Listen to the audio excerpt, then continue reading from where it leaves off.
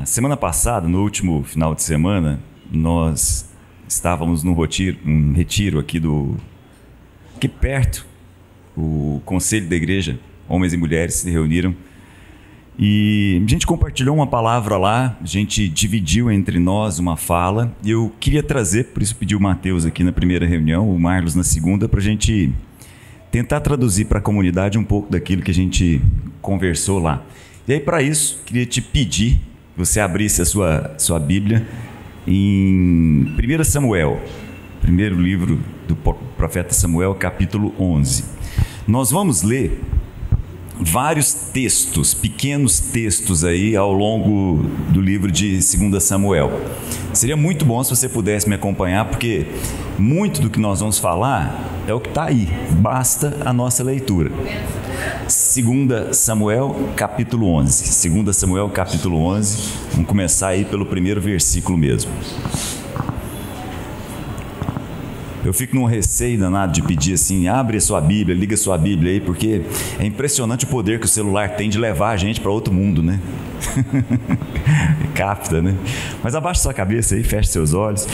Deus amado, em nome do Senhor Jesus, que o Teu Espírito nos conecte agora à Tua Palavra e nos conecte também uns com os outros aqui, de tal forma que os nossos corações sejam semeados com a Tua Palavra conforme a Tua vontade, em nome de Jesus. O primeiro versículo aí diz o seguinte: na primavera, época em que os reis saíam para a guerra, Davi enviou para a batalha Joabe com seus oficiais e todo o exército de Israel. Eles derrotaram os amonitas e cercaram Rabá. Davi, porém, permaneceu em Jerusalém. Eu queria fazer uma pausa aqui. Esse Davi que a gente vai ler agora é uma das figuras mais importantes de toda a Bíblia. Não é à toa que o Messias aguardado era chamado de filho de Davi. Não é à toa que quando Jesus entra em Jerusalém, as pessoas gritam Hosanas ao filho de Davi. Essa é uma figura importante em toda a história de Israel até os dias de hoje. Davi é uma figura icônica. Só que nesse momento, é bom a gente entender, Davi já tinha vivido muita coisa. Davi não é mais aquele menino que apareceu num vale, né? A história de Davi para o povo de Israel aparece num momento em que Davi está acompanhando à distância uma guerra. Davi era um menino, não podia nem estar entre os guerreiros. Os irmãos mais velhos dele foram, mas ele mesmo não tinha idade nem para isso. Aí ele chega lá para ver aquela batalha entre israelitas e filisteus, num palco. Legal a gente pensar isso, o famoso Vale de Elá. Não é à toa, quando a Bíblia dá para a gente nortes geográficos, esses são nortes importantes. E aí o texto diz assim: de um lado estavam os filisteus num monte, do outro lado estavam os israelitas num outro monte, e no meio dos dois montes um vale. Gente, imagina essa cena. É um show, né? É um anfiteatro a céu aberto, é um palco prontinho, onde tem público de um lado e público do outro, e no meio um vale. Nesse vale, um gigante, como nós sabemos, passava lá e falava: manda um aí para lutar comigo e a gente resolve essa luta. A gente conhece essa história, essa é uma história bem conhecida. Nesse momento, Davi era um menino, e aí ele aparece.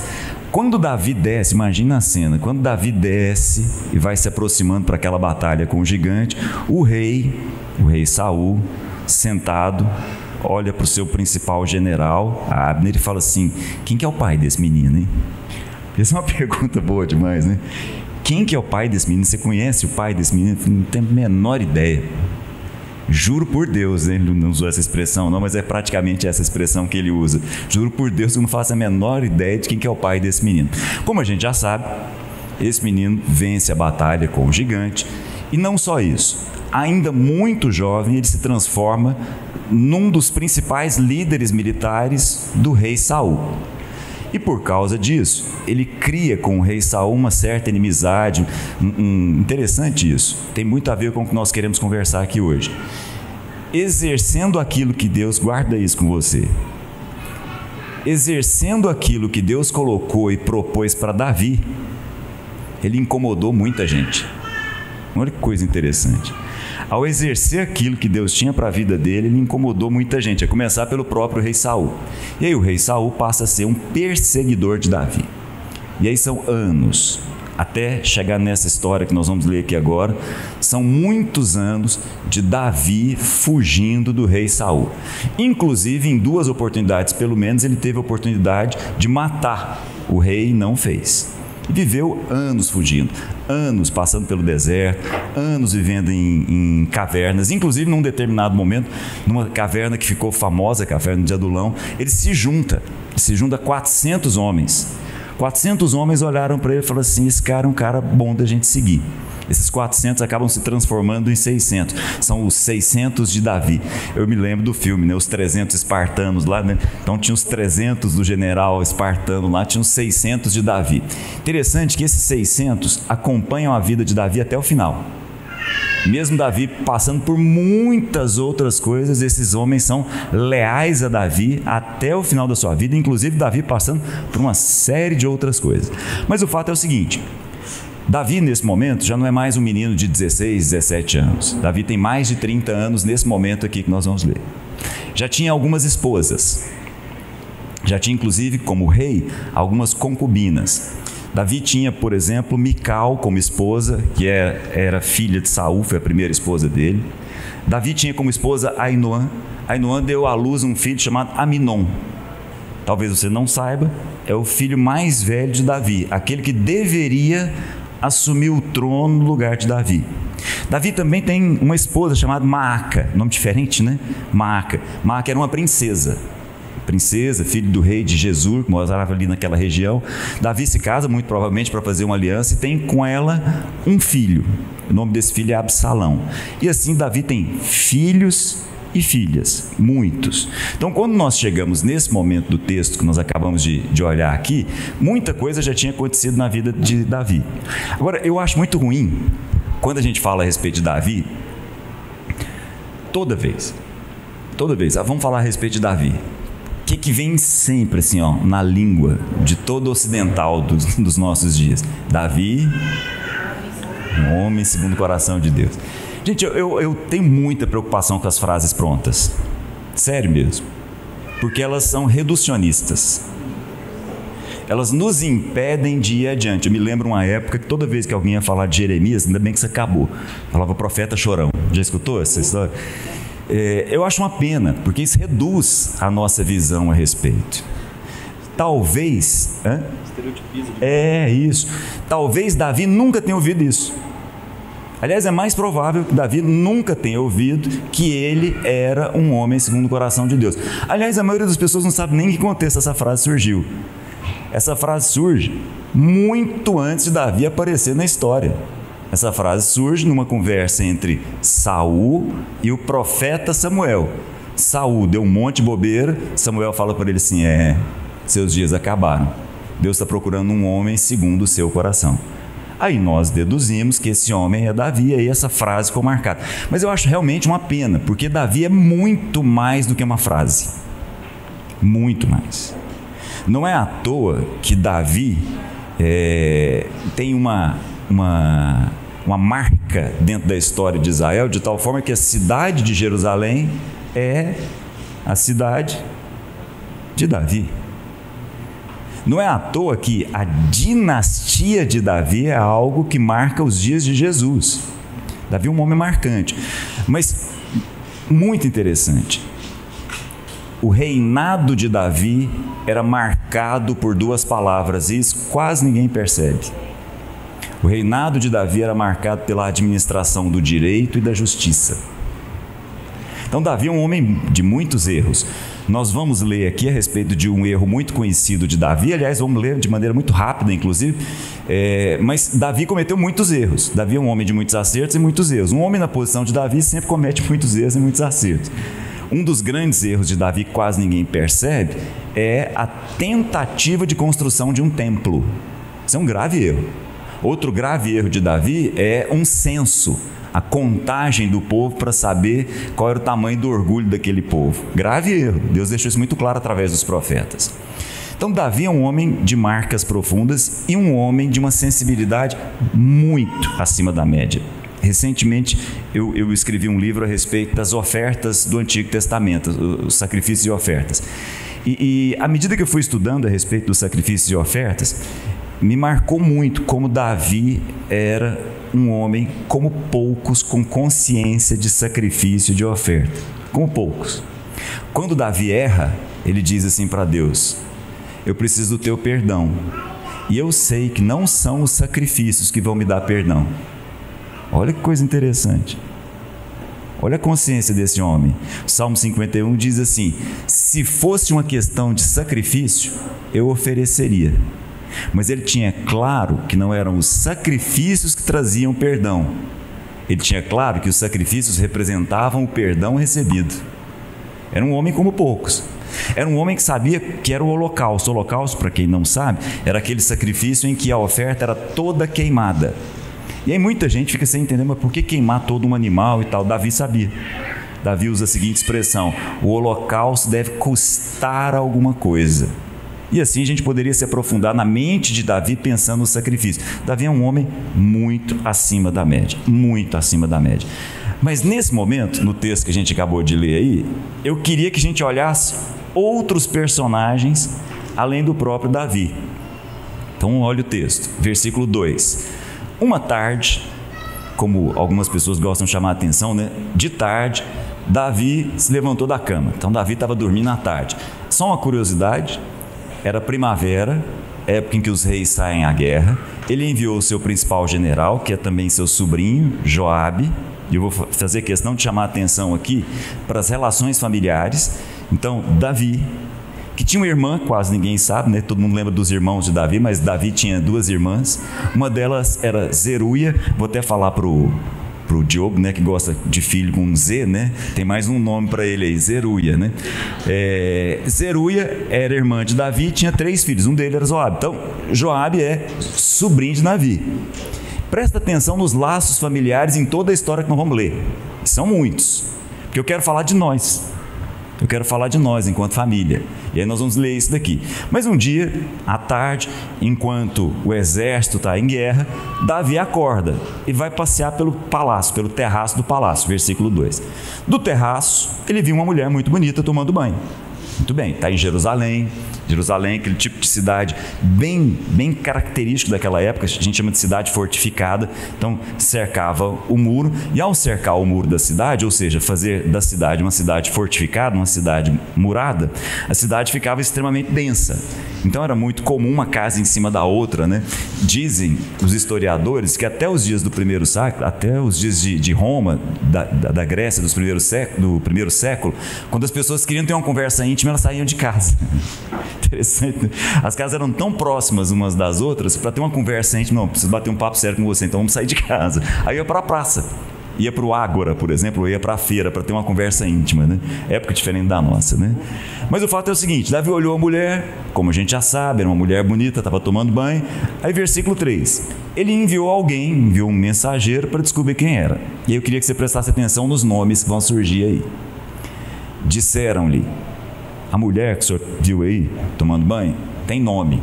O nome dela é Batseba. Ela tem pai. O nome do pai é Eliã. E ela tem marido. O marido dela se chama Urias. Ele é um heteu. Ou, se você preferir, como o texto está dizendo aí, o hetita. E aí eu quero fazer um parêntese com vocês. Eu vou voltar nesse texto, mas eu vou dar um salto com vocês e queria te convidar para ir junto comigo lá para o capítulo do mesmo livro, capítulo 23. Capítulo 23 de 2 Samuel, já volta aí nesse texto, só para a gente não perder um detalhe rico aí. Quem são esses homens? Quem são Urias e Eliã? Guarda esses nomes aí com você. Acharam? 2 Samuel 23? Versículo 1 diz assim, ó: estas são as últimas palavras de Davi. Oficialmente falando, é a última vez que Davi se pronuncia ao povo. Declarações de Davi, filho de Jessé, declarações do homem que foi exaltado pelo Altíssimo, ungido pelo Deus de Jacó, amado cantor de Israel. Essa era a maneira como ele se apresentava. Um homem que tinha muita consciência a respeito de si. Aí ele diz mais: o Espírito do Senhor falou por meu intermédio, a sua palavra esteve na minha língua. Interessante, né? Um rei de Israel que se pronuncia dessa forma, né? Um homem que diz assim, que saiu da minha boca, saiu através do Espírito de Deus que está sobre mim, porque Ele me ungiu. É uma longa história, um longo texto, mas eu vou pular com vocês. Nesse mesmo capítulo, versículo 8. Estes são os nomes dos principais guerreiros de Davi.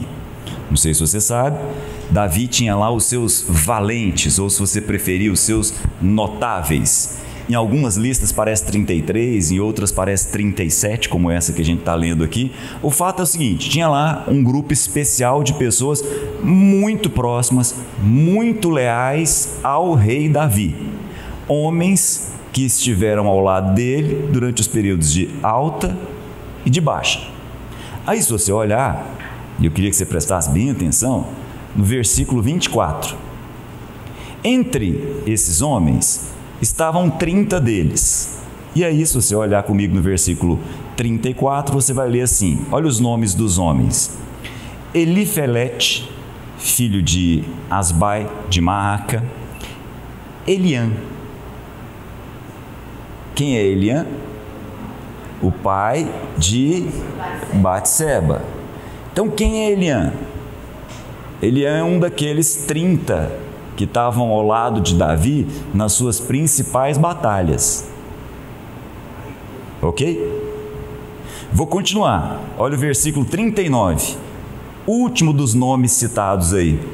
Entre aqueles homens que estavam com Davi nas suas principais batalhas, entre os homens mais leais a Davi, entre os seus guerreiros mais notáveis, entre os valentes de Davi, estava também Urias, o Hitita, ou se você preferir, o Eteu. Quando o povo de Israel tomou Canaã, existiam vários povos lá, Jebuseu, Girgazeu, Eteu. Então, Urias não é um judeu, Urias não é um israelita. Urias faz parte daqueles povos que foram conquistados por Israel. E Urias decide, é um voluntário em dizer assim, vou seguir esse rei me inspira, vou acompanhar esse rei, assim como Eliã. Davi conhecia esses homens pelo nome. Entenderam?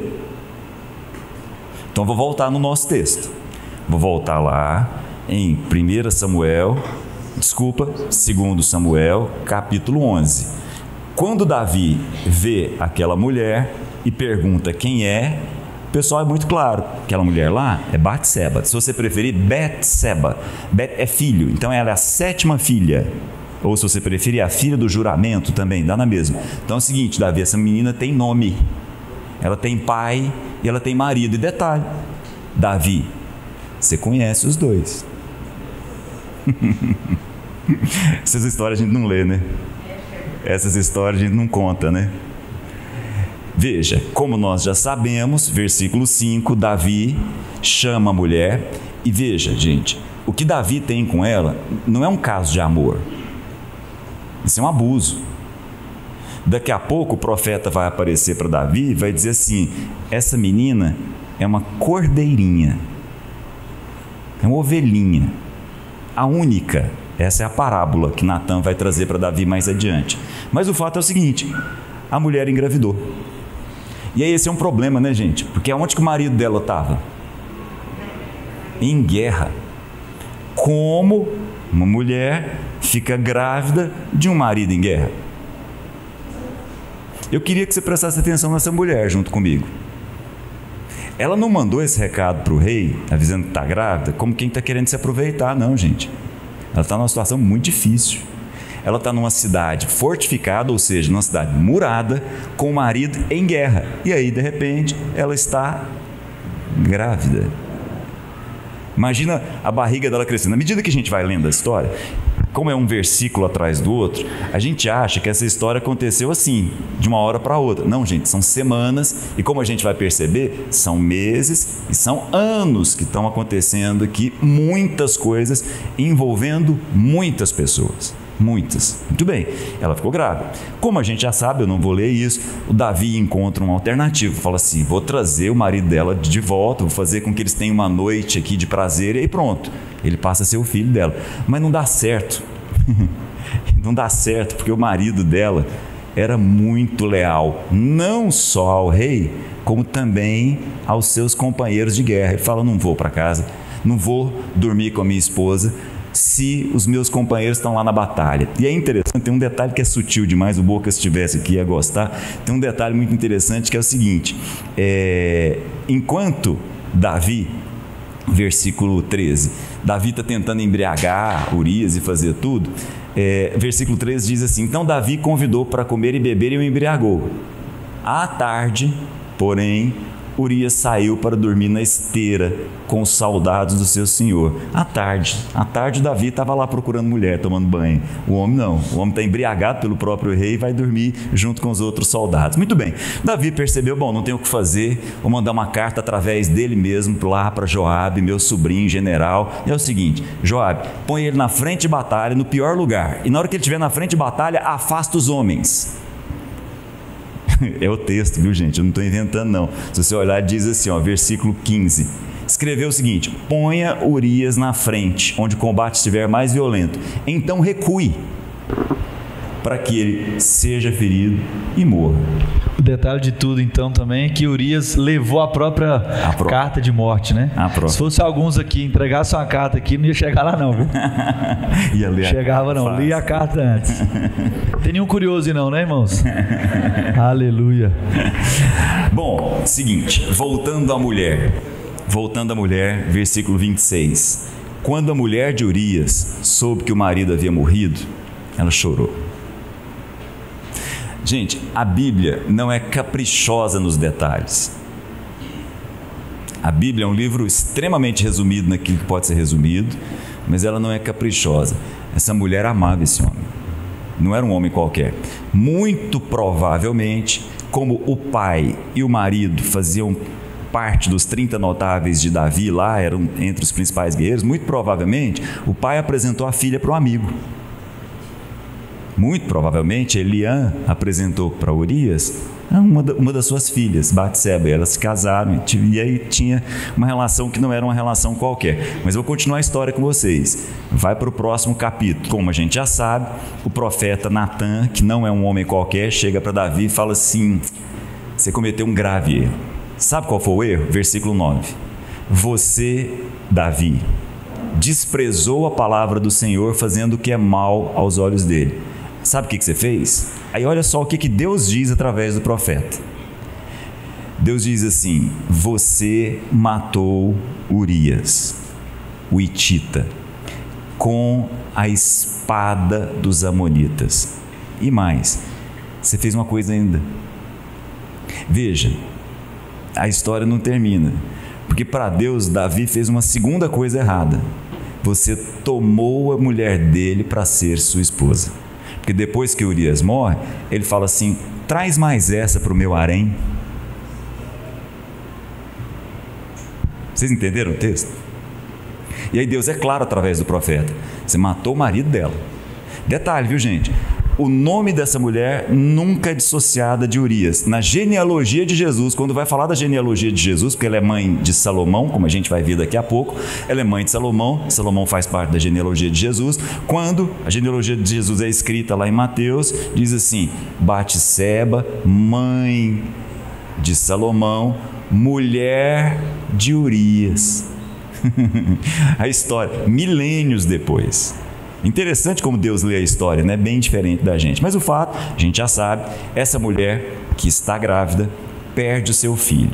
Eu queria que você olhasse para a mulher, eu queria que você deixasse os olhos de lado um pouquinho para Davi e pensasse junto comigo nessa mulher, uma menina, uma jovem.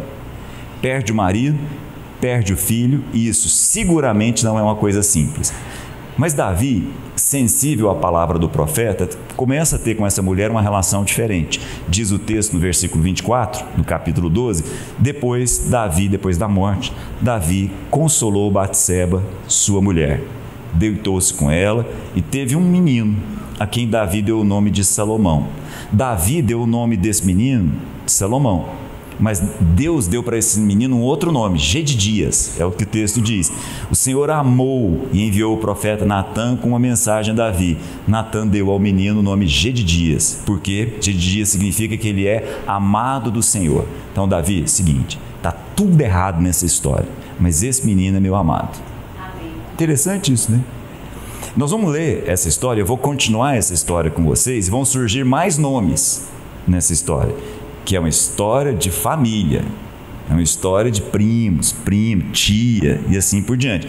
E aí, se você for comigo, por favor, para o capítulo 13, vão surgir novos nomes aí. E aí você tem que estar atento a esses nomes. Eu já disse isso para vocês algumas vezes, uma sugestão que eu dou: se os nomes não são muito comuns para você, à medida que você estiver lendo a Bíblia, tem um papel e uma caneta e vai escrevendo os nomes ao lado, para você não se perder. Você não confundir Joabe com Abner. Você não confundir, não achar que Zeruia é nome de homem. Então é bom, porque, ora, gente, não são nomes comuns, né? E aí a gente se perder por causa dos nomes numa leitura, então escreve os nomes do lado lá. Muito bem. Aprendi isso com um amigo, um professor amigo meu que lia os livros dos russos, né? Dostoiévski, Tolstói, e os personagens são russos, né? Aqueles nomes são dificílimos. Você não escreveu o nome, à medida que você vai lendo a história, você se perde por causa dos nomes. Muito bem. Capítulo 13 diz assim: depois de algum tempo. Como a gente passa de um capítulo para o outro, como a gente passa de uma página para a outra da Bíblia, fica parecendo até que o tempo não passou, então passou uma semana no máximo. Não, anos. Anos depois, algum tempo, aconteceu o seguinte: Absalão, filho de Davi, tinha uma irmã muito bonita, cujo nome era Tamar, por quem Aminon, outro filho de Davi, se apaixonou. 3 nomes aqui: Absalão, que não é um nome comum, Aminon, menos comum ainda, e Tamar. Esse já é um nome que aparece algumas vezes na Bíblia. Tamar, uma mulher; Absalão e Aminon, homens. Absalão é filho de Davi, como eu disse para vocês agora há pouco, através de uma princesa. Aminon é filho de Davi com a sua primeira esposa, então Aminon é o filho primogênito, ok? Só que é o seguinte, de mulheres diferentes. Tamar e Absalão são irmãos por parte de pai e por parte de mãe.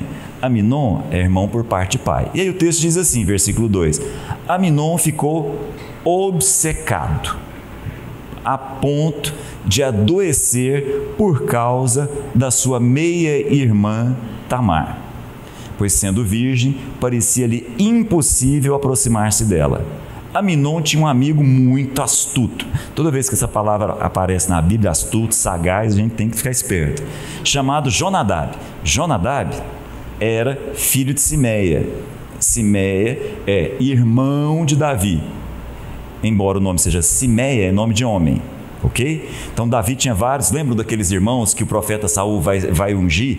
Então vem vários irmãos antes de Davi aparecer, porque estava cuidando das ovelhas. Um deles é Simeia, estava na guerra inclusive lá contra Golias. E aí o Jonadab é filho de Simeia. Então Jonadab quem é? Sobrinho de Davi, primo de Absalão. De novo, história de família. Aí o astuto falou assim: nós vamos resolver essa história para você. E cria todo um palco, e o que é pior, envolve Davi nessa história. Versículo 7, Davi mandou dizer a Tamar no palácio: vá à casa de Aminon, seu irmão, e prepare algo para comer. Eram todos filhos do rei, todos viviam na corte, aquelas cortes, como toda corte, cheia de quartos, cheia de casas, cheia de mulheres, cheia de concubinas, cheia de filhos, cheia de servos, cheia de criados. E aí ele finge que está doente. Bom, é uma longa história, não vou entrar nesse detalhe, mas o fato é o seguinte: como ele estava obcecado por sua meia-irmã, ele a estupra dentro da casa dele. Oi? Pois então, olha que coisa, muito parecido com o que o pai fez, né? Muito bem, o texto diz assim, depois que isso aconteceu, versículo 20, depois que o estupro aconteceu, versículo 20, o seu irmão Absalão me perguntou para Tamar: Aminon, seu irmão, esteve com você? Acalme-se, minha irmã, ele é seu irmão, não se deixe dominar pela angústia. Desolada, Tamar ficou na casa de Absalão, seu irmão, porque o Aminon não só abusou da irmã, ele, logo depois da relação, ele se demonstrou como quem tinha repulsa por ela, o que foi pior ainda. Essa é uma história ruim, né, gente? E ela vai ficar pior, porque olha só, desolada, Tamar foi morar com seu irmão, Absalão. A relação dos dois era uma relação tão próxima que Absalão mais adiante tem uma filha e dá a ela o nome de Tamar. Tal era a relação entre os dois. Muito bem, ao saber de tudo isso, o rei Davi ficou indignado, ponto, mais nada. Essa foi a reação de Davi, ficou indignado, não pôs a mão, não fez absolutamente mais nada. Versículo 22, Absalão não falou nada com Aminon, nada, nem bem nem mal, pois o odiava por ter violentado Tamar, sua irmã. Muito bem, os anos vão se passando, 1 ano, 2 anos depois, Absalão resolve fazer a chamada Festa da Tosquia. Faz parte daquela cultura árabe, daquela cultura oriental, até hoje. O dia em que as ovelhas vão ser tosquiadas. Muito bem, na Festa da Tosquia, versículo 23, depois de 2 anos, quando os tosqueadores das ovelhas de Absalão estavam em Baal-Azor, perto da fronteira de Efraim, Absalão convidou todos os filhos do rei para se reunirem. Então Absalão, 2 anos depois, não falou nada com o irmão, falou assim, vamos fazer uma festa. Chama Davi, chama todos os irmãos. Aí Davi fala assim, é gente demais, vai ficar pesado para você. Aí ele insiste tanto, mas deixa então pelo menos meu irmão Aminon vir participar. E ele organiza e assassina o irmão na frente de todo mundo, para deixar claro, e foge. Depois, versículo 38, Absalão foge para Gesur. Lá a cidade, o reino da mãe dele. A mãe dele era uma princesa, fruto de uma articulação estratégica de Davi com o rei de Gesur.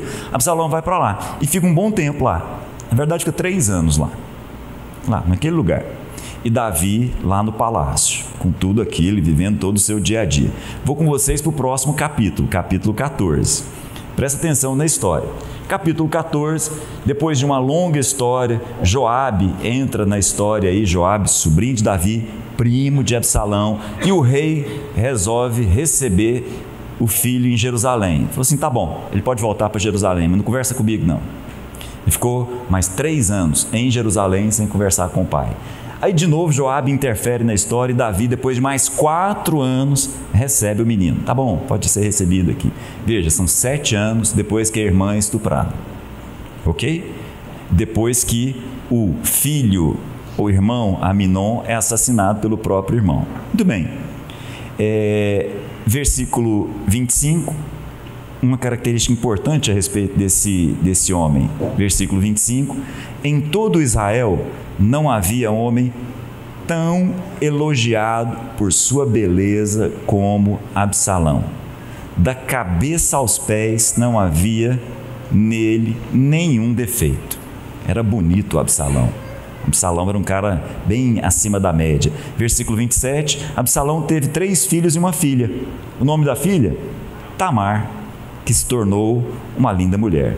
Absalão morou 2 anos em Jerusalém sem ser recebido pelo rei, como eu disse para vocês.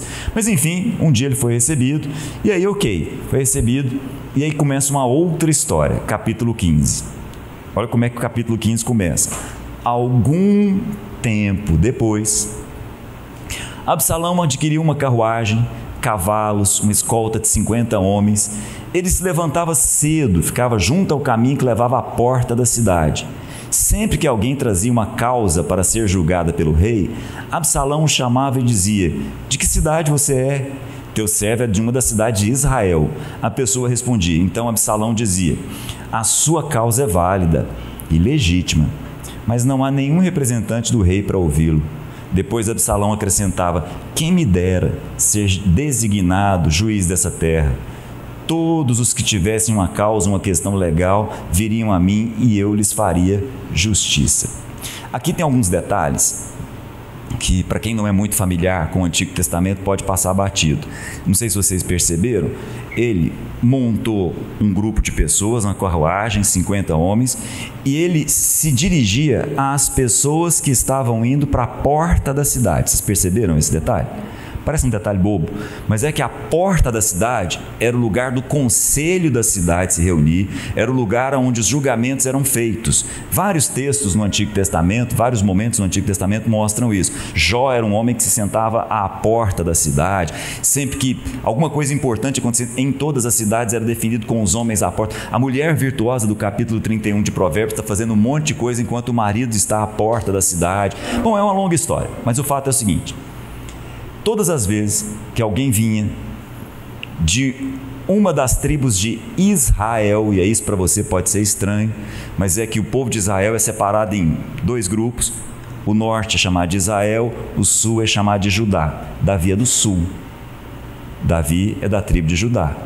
Então, quando alguém se dirigia, presta atenção na estratégia, quando alguém vinha de uma cidade distante, vinha para a capital para ter a sua causa julgada pelo rei, se essa pessoa fosse das tribos do norte, o Absalão pegava e levava para o lado, falava assim: e aí, tudo bem? Como é que você está? Beleza? E aí, o que você está pensando? Não, estou levando minha causa. Sua causa? Mas você é de qual tribo? Ah, de Israel. Ah, que pena, hein? Você é da tribo do norte, né? Sua causa não vai ser considerada pelo rei. Melhor você nem ir lá.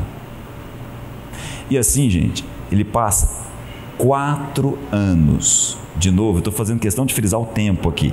Vocês vão entender por quê daqui a pouco. 4 anos fazendo isso. Versículo 5 diz assim: sempre que alguém se aproximava dele, prostrava-se em sinal de respeito. Absalão estendia a mão, abraçava e beijava. Era um populista assim, de marca maior. Um carisma fantástico, bonito, como o texto diz para a gente, carismático, inteligente, que vem de uma linhagem de rei. Ele vem por parte de pai, por parte de mãe. Ao final de 4 anos, Absalão disse ao rei Davi: deixa-me ir a Hebrom para cumprir um voto que fiz ao Senhor. Muito bem, 4 anos organizando uma estratégia, 4 anos fazendo coligações com todas as tribos do norte, para que ele fosse feito rei. E ele consegue. Olha que coisa. Depois de 4 anos organizando toda essa artimanha, ele se organiza e prepara uma conspiração para tirar Davi do trono. E consegue. Ele se organiza com 10 das 12 tribos e consegue organizar toda uma insurreição para tirar Davi do lugar onde ele está. E aí agora surge um último personagem que eu quero comentar com vocês. Mesmo capítulo 15, versículo 11. Absalão levou 200 homens de Jerusalém. Eles tinham sido convidados, nada sabiam, nem suspeitavam do que estava acontecendo. Absalão preparou uma festa, num determinado momento eles iriam dar um grito e iriam organizar a capital de tal forma que o reinado e o trono fossem substituídos. Aí veja o versículo 12. Depois de oferecer sacrifícios, Absalão mandou chamar uma pessoa. Absalão mandou chamar um cara que morava na cidade de Gilo, uma cidade da tribo de Judá. O nome dele é Aitofel. Quem é Aitofel? Conselheiro de Davi, da cidade de Gilo. Quando esse homem chegou, o texto diz assim: a conspiração ganhou força e cresceu o número dos que seguiam Absalão. Olha que coisa interessante. Uma conspiração é organizada, mas a presença de um homem que ninguém nunca tinha ouvido falar dele, pelo menos nós não conhecíamos, chega, e na hora que ele chega, cresce o número das pessoas que agora passam a seguir Absalão por causa dele, esse tal de Aitofel que está aí. A conspiração ganha força a partir do momento da chegada desse homem. Eu quero conversar com vocês sobre esse homem, para depois voltar em todos os outros personagens, e a gente para por aqui. É uma longa história. Versículo 16, o rei Davi, partiu. Ele percebeu que ele estava correndo risco, ele e toda a família dele. Era muita gente que estava ali pronto para tomar o palácio e o trono. Inteligentemente, Davi partiu, seguido por todos os da sua família. Deixou, porém, 10 concubinas para tomarem conta do palácio. Para quem não é muito familiar, concubina era aquela mulher, não era uma prostituta, era uma mulher única, só que não tinha os direitos de esposa, então não teria herança, os filhos não eram considerados com direito à herança. Então era mulher de um homem só. Davi tinha algumas delas, por exemplo, 10 ficam lá. Não era considerada uma mulher que tinha direitos de esposa, mas não era uma prostituta, é bom deixar isso bem claro. Assim, o rei partiu com todo o povo, pararam na última cidade. Todos os seus soldados marcharam passando por ele. Todos os queretistas, perezitas, e aí olha só coisa interessante, e os 600 judeus que o acompanhavam desde Gade. Aqueles 600 lá de trás continuam com Davi, mesmo jeito. Muito bem, nesse momento Jerusalém é tomada, Davi foge, vai se afastando com alguns, esses 600 e alguns outros, e Jerusalém, a capital, é tomada, o palácio é tomado. E aí agora, olha o versículo 30. Davi, porém, continuava subindo o Monte das Oliveiras, fugindo de Jerusalém, caminhando e chorando, com a cabeça coberta e os pés descalços. Todos que iam com ele tinham a cabeça coberta e subiam chorando. Então chegou uma informação para Davi. Davi, é o seguinte, tenho notícias lá do palácio. É o seguinte, Aitofel é um dos conspiradores que apoiam Absalão. Essa notícia foi muito ruim. Aitofel não é um homem qualquer. Essa notícia não chega ao acaso. Não é assim, olha, tem um monte de gente. Não. Tem um dos seus conselheiros que está apoiando o seu filho nessa conspiração e nessa tomada. O nome dele, Aitofel. Muito bem. Aí Davi ora, fala assim, puxa, como a gente, assim, não, agora só oração mesmo. Davi ora, falou assim, não, Senhor, transforma em loucura os conselhos de Aitofel. Capítulo 15 termina aí, e aí eu vou com vocês para a gente terminar o capítulo 16. Capítulo 16, acontece o seguinte, mais detalhes a respeito desse homem, Aitofel. Versículo 15.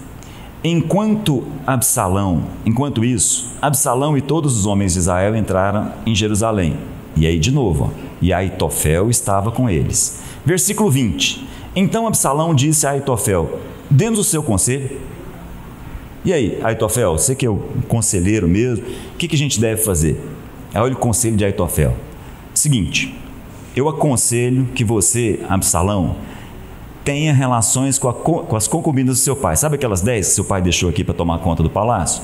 Te aconselho a ter relações sexuais com ela. Mas não é de qualquer jeito, não.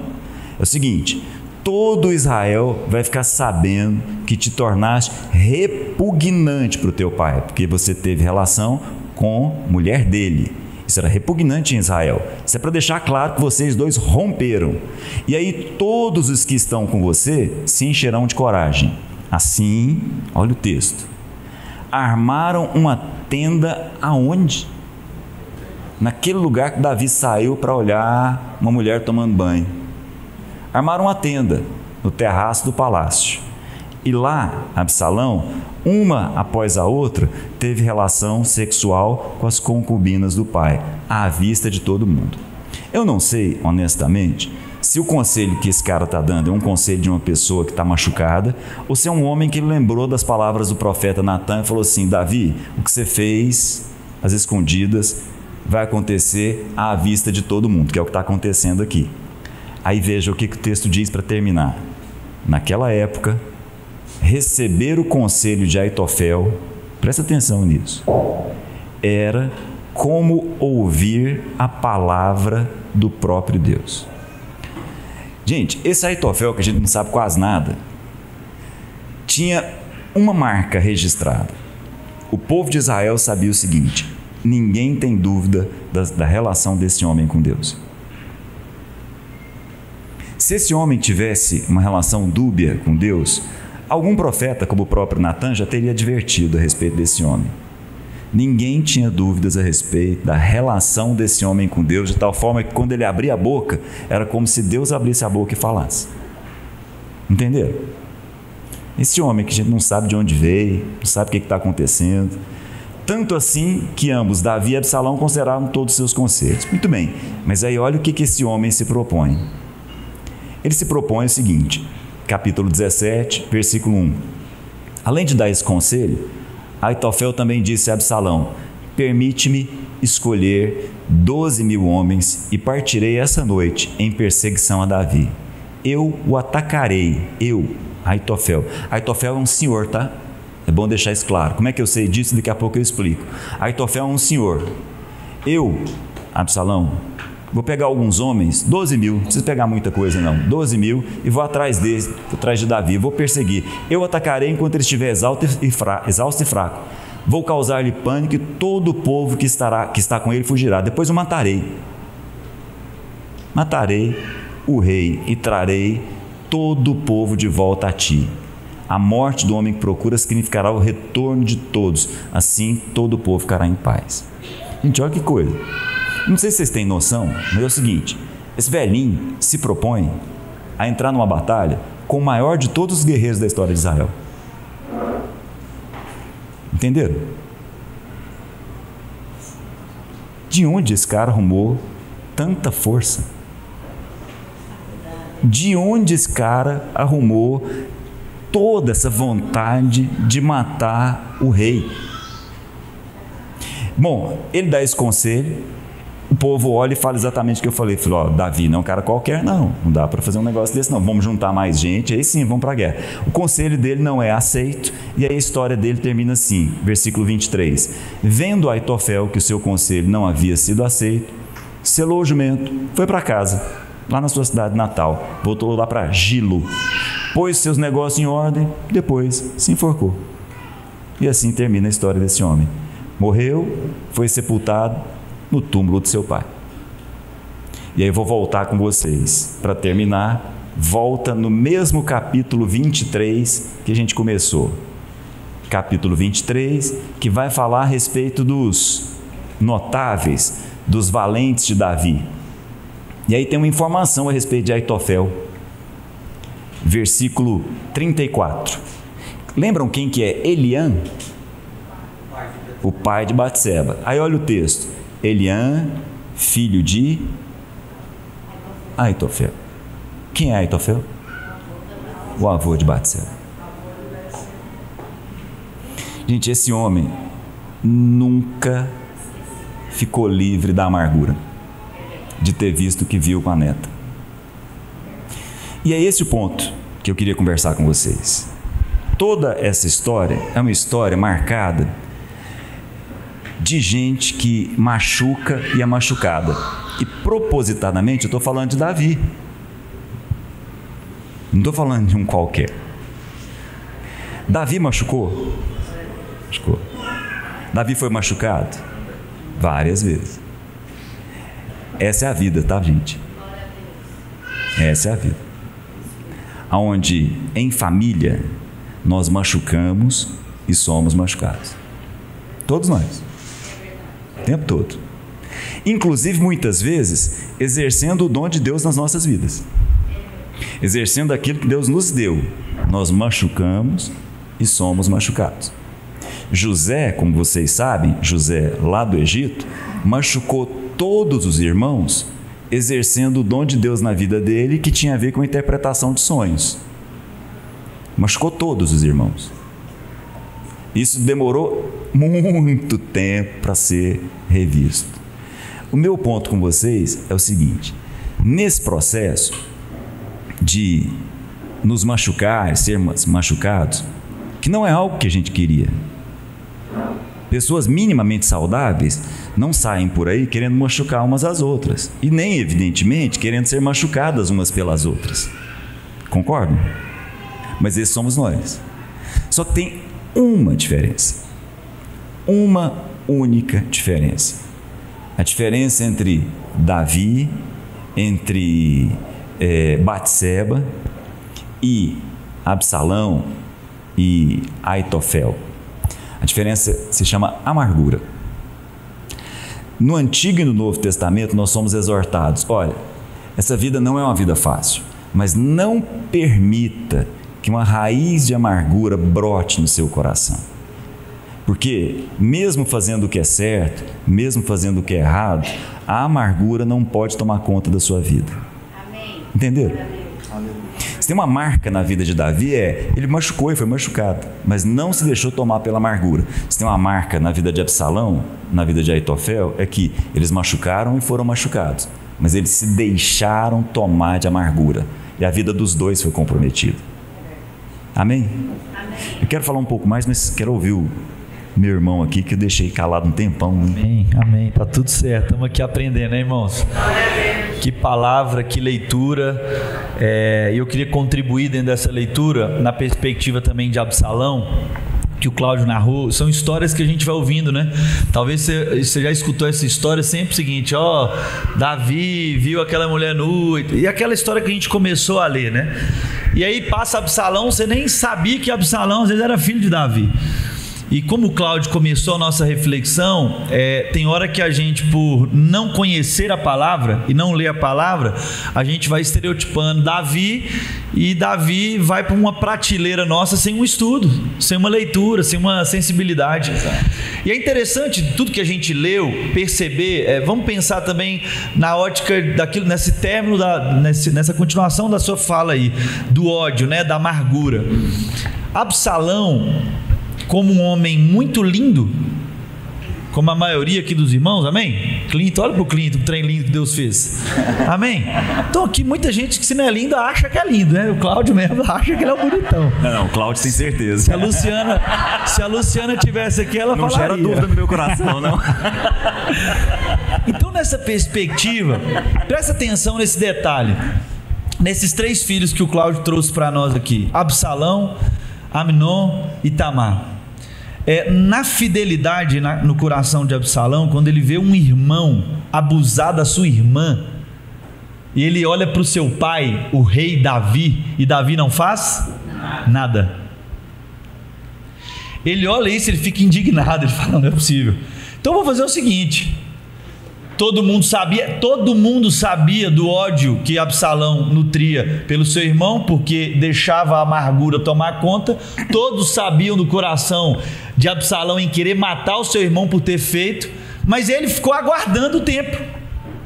Espera ali 2, 3 anos, fica esperando, pensando talvez: meu pai não vai falar nada, meu pai não vai falar nada, meu pai não vai abraçar minha irmã, não vai acolher a dor da minha irmã, não. Então não é não? Então tá bom. Então eu vou matar meu irmão.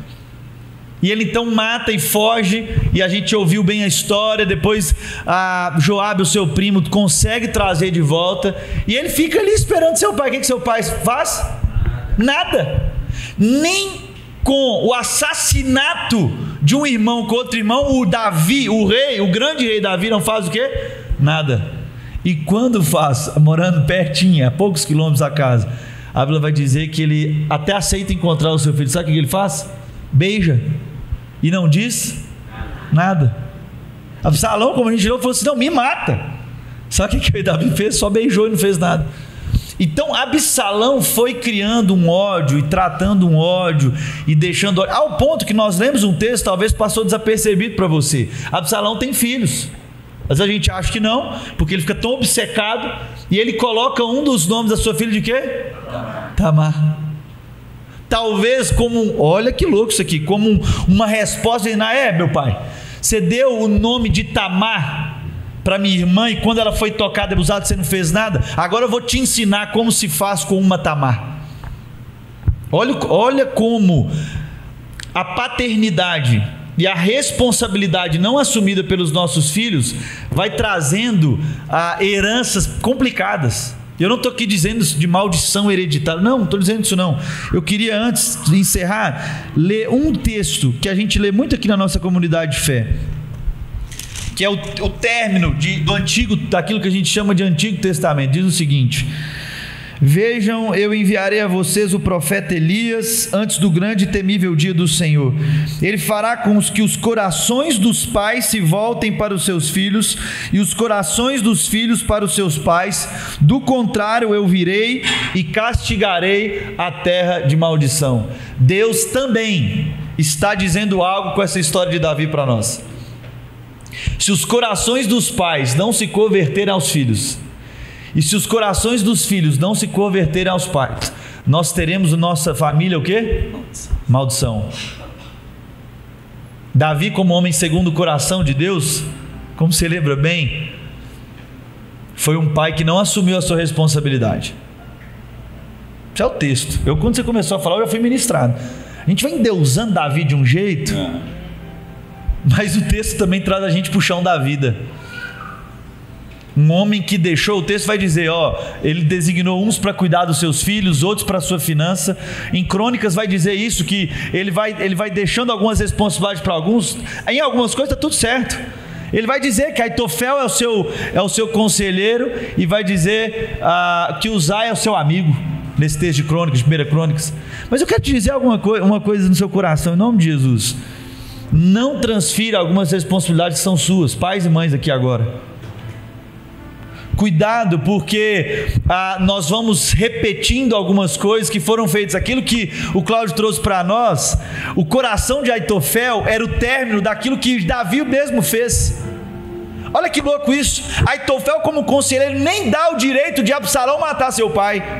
Ele fala, não, vai lá fazer o que seu pai gostava de fazer, porque matar, sou eu que vou matar. Repetindo as histórias, tentando traçar aquilo que é vingança e ódio. E talvez, meu irmão, é isso que está no seu coração.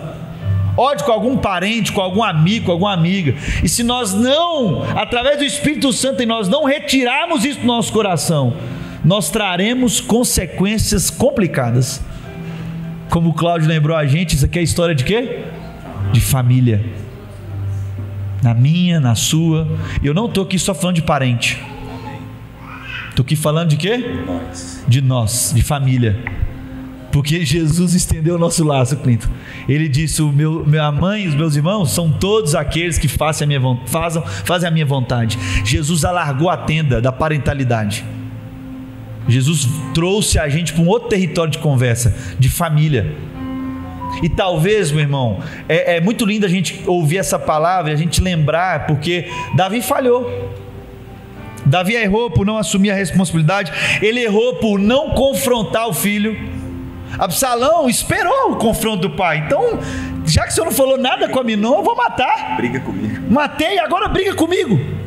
Me mata, porque eu fui honrar a justiça que o senhor não foi justo. E é por isso que Absalão vem com esse papinho de justiça, dizendo o seguinte: meu pai não deu conta de ser justo, eu vou dar conta de ser justo, coloca na minha conta. Mas o que governava o coração dele?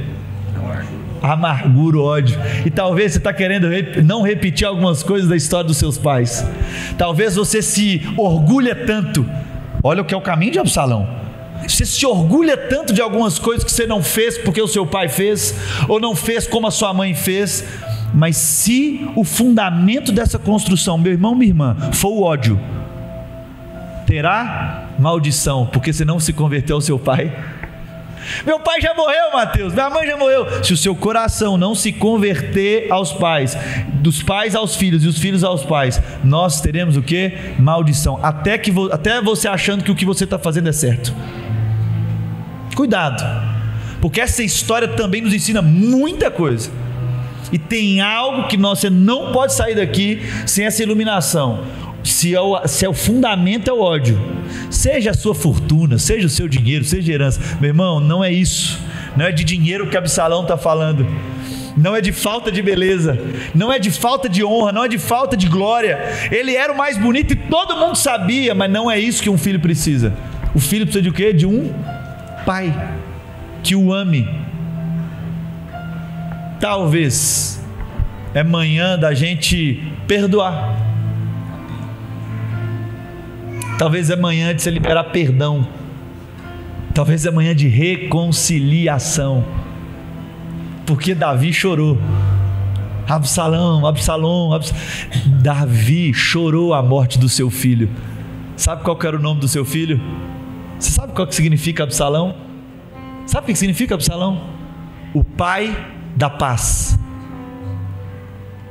Então, em nome de Jesus, a essa comunidade que gosta tanto dos nomes, a essa comunidade que a gente batiza os nossos filhos e cremos nisso, cuidado, porque tem hora que estamos batizando os nossos filhos, mas não sendo o suporte necessário que eles precisam.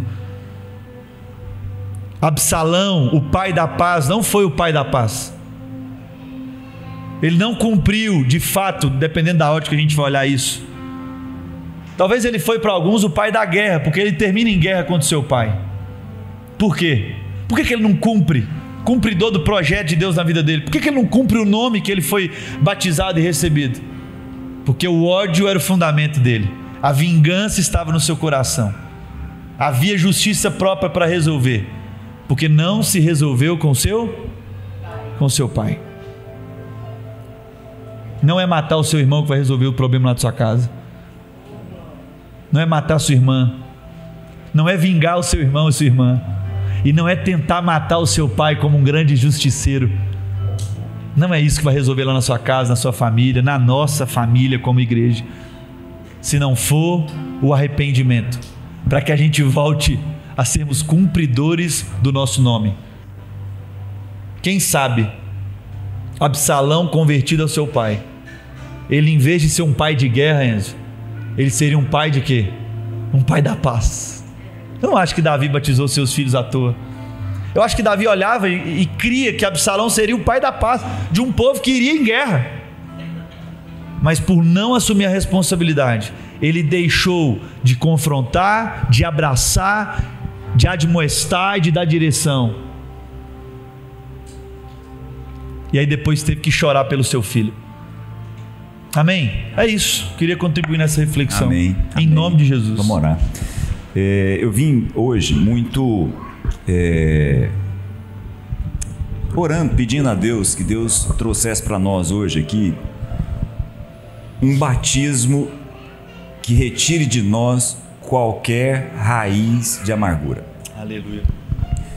Não são os nossos erros e os nossos acertos, não são as coisas certas que nós fizemos, não é a nossa habilidade de fazer o que é bom, nem as coisas erradas que nós vamos fazendo à medida que a vida vai caminhando. É o quanto nós permitimos ou não a amargura crescer dentro de cada um de nós. E aí, gente, sim, na boa, à medida que o tempo passa, à medida que nós vamos envelhecendo, há uma tendência muito grande dessa raiz se transformar numa árvore que toma conta de absolutamente todo o nosso coração. Então eu queria te convidar a baixar a sua cabeça, fechar os seus olhos e avaliar dentro de você, no Espírito Santo que está em nós, se há alguma raiz de amargura, porque alguém fez alguma coisa errada com você, porque você fez alguma coisa errada com alguém, que você tem qualquer coisa que seja. Que o Espírito Santo traga cura para todos nós aqui, não permita em hipótese alguma que a amargura cresça nas nossas vidas. Que cresça em nós o perdão, que cresça em nós a misericórdia, que cresça em nós o amor, mas não a amargura. Deus amado, em nome do Senhor Jesus, em nome de Jesus, que absolutamente nada faça crescer nas nossas vidas a amargura.